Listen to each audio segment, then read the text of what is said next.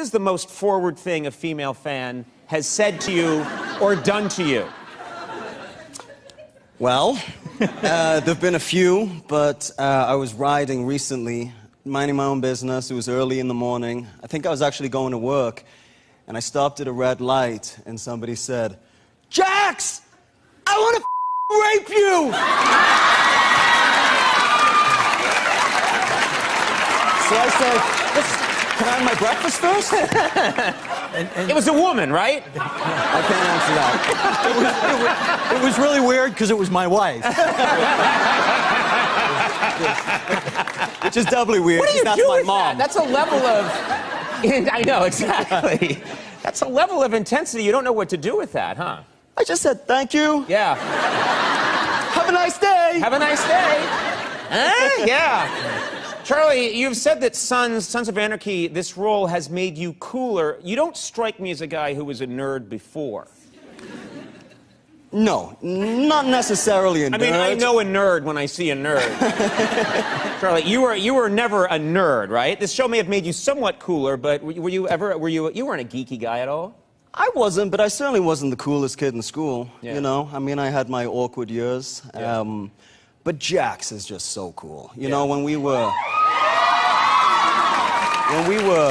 were wrapping the show the final day, there's an amazing guy, our key grip, this guy called Bobby, on the set, who's a real pillar of the set and a real man and just a badass, cool human being.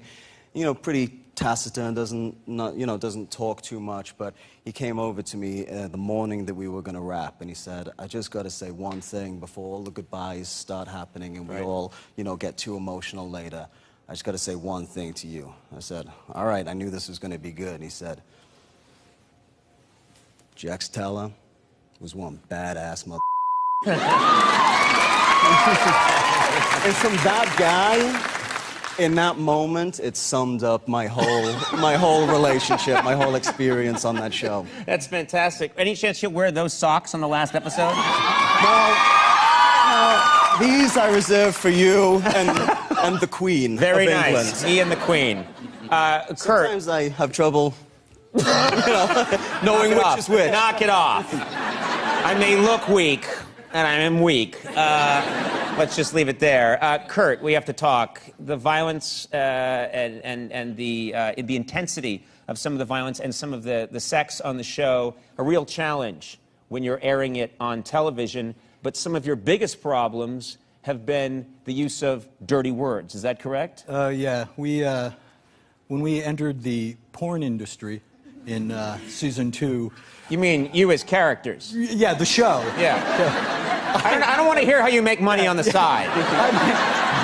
I myself have been in the porn industry since I was 11. But, Yeah. So we were trying to, give the show a little flavor, a little humor, Right. and we were trying to come up with.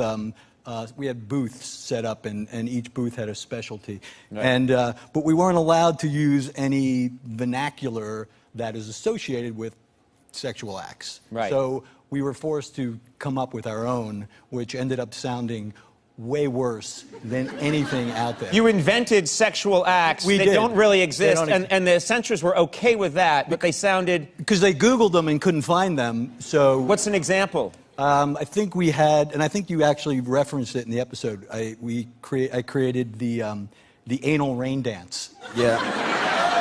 That's a classic. It's a classic. The anal rain dance doesn't really exist. It does now.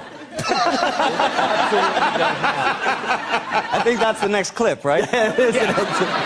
Let's take a look. I guess that would be just no hands, all feet. Yeah. Rain dance. I don't want to think about it too much. I mean, there's the hand jacuzzi, which we've all tried, right? When you're in the shower and the water's running down your back and you need to break wind, and if you cup your bottom, you can create and let it fill with water, you can create a little hand jacuzzi.